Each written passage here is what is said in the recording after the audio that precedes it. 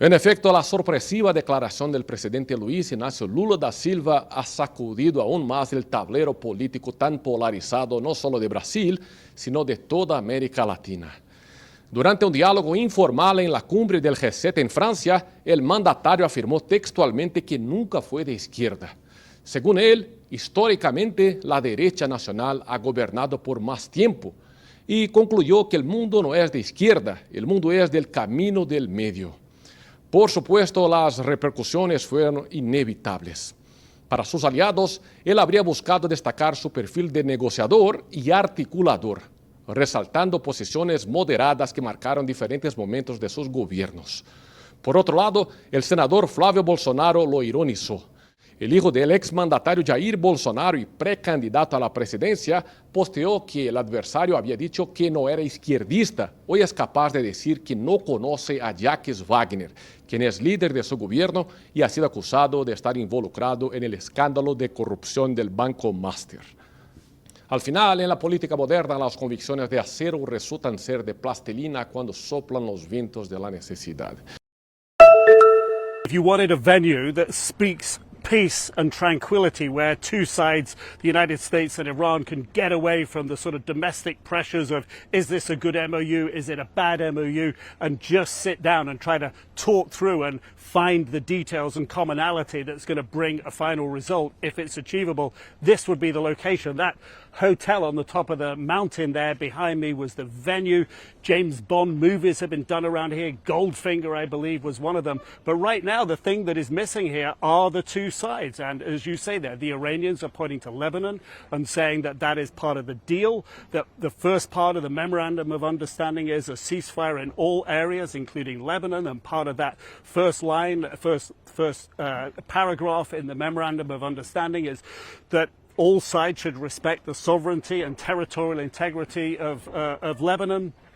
But at the same time, Hezbollah is attacking Israeli troops who are inside of Lebanon. The Israeli Prime Minister says that is an abrogation of the ceasefire agreement. The Iranians are saying they're not coming until it's sorted out.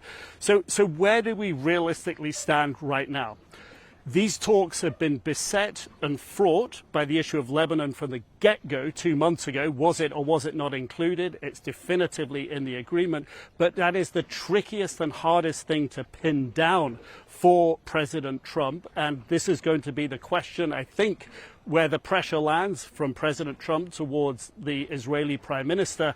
Can he bring down the temperature of the hostilities there enough to bring the Iranians to the table, the talks table up here? We've seen this before, the ups and downs over the past few months of these talks. Diplomats are working behind the scenes here to try to get the two sides to the table. And until they are, that MOU is just words on a piece of paper. It's not a reality, and that's the difficulty where we stand today.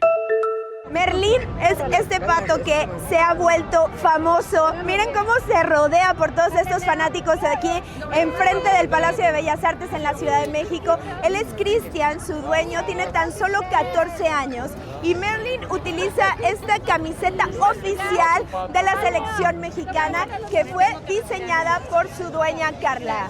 Yo se la compré con un cliente, el cual se dedica a la venta de ropa para animalitos, y fue donde yo adquirí ese jersey.